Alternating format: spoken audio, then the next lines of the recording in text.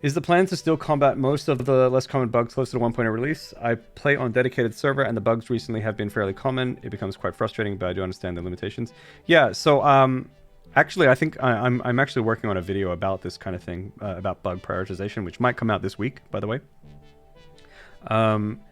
And one of the things that I'll go into more depth in the video, but one of the things is that for the most part, the wanting to fix all the small bugs and polishing all that sort of stuff will become more and more and more of a priority the closer to 1.0 that we get.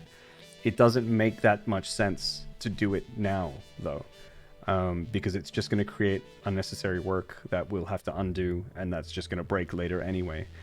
So we have to find this balance between pushing the game forward whilst also keeping it playable, and that means that we must also accept that there's going to be some bugs in that process. But as we get towards 1.0, that's not necessarily the case anymore, right? Like, the interest of pushing the game forward to being a finished game is not really an issue, because we know what the finished game is.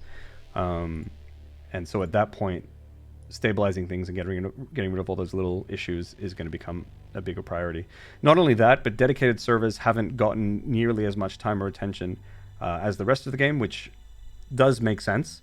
But like, we still consider dedicated servers to be in like an experimental state, and so with that comes a little bit of instability. But it is something that is going to get improvements for sure, like that is planned. But our programs have been busy on other things for the meantime.